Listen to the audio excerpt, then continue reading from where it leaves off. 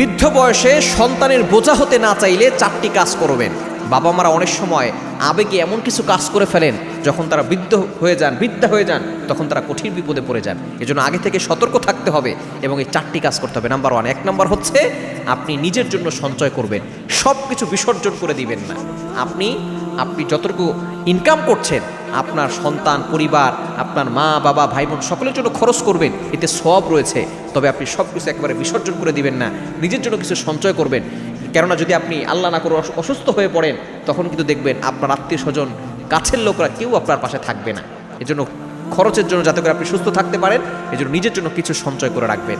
Number 2, দ্বিতীয় number হচ্ছে সম্পদ আগে থেকে ভাগাভাগি করবেন না। সকল সন্তানদেরকে আগে থেকে সম্পদ ভাগ করে দিয়ে দিবেন না। সম্পদ আপনার আছে, আপনার কাছেই থাক। যখন আপনি মারা যাবেন, দুনিয়া থেকে বিদায় নেবেন, তখন তারা ভাগাভাগি করে এমনি তারা নিতে পারবে। এজন্য আপনি নিজে আগে থেকে ভাগাভাগি করে দিবেন না, তাহলে বৃদ্ধ বয়সে কঠিন বিপদে পড়ে যেতে পারেন। এবং 3 নম্বর হচ্ছে সন্তানের প্রতি পূর্ণ ভরসা, নির্ভরশীল হবেন না। আপনি আল্লাহর উপরে ভরসা রাখবেন।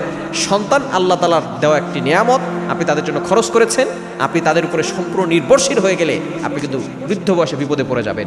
এবং 4 নম্বর হচ্ছে আপনি সন্তানকে ধর্মীয় শিক্ষা দিবেন, কোরআনের শিক্ষা দিবেন। কারণ সন্তানের ভিতরে যদি আল্লাহর ভয় না থাকে, কোরআনের শিক্ষা না থাকে, ধর্মীয় শিক্ষা না থাকে, তাহলে এই সন্তান যত বড় হবে তত বড় অন্যায়কারী হবে, তত বড় দুর্নীতিবাজ হবে এবং বড় হয়ে পিতামাতাকে ভালো চোখে দেখবে না। এই জন্য সন্তানকে ধর্মীয় শিক্ষা দিবেন, আল্লাহ ভীরুতা শিক্ষা দিবেন, কোরআনের শিক্ষা দিবেন। দেখবেন সন্তান পিতামাতাকে বৃদ্ধাশ্রমে দিয়ে আসবে না, এই পিতামাতার সাথে ভালো ব্যবহার করবে।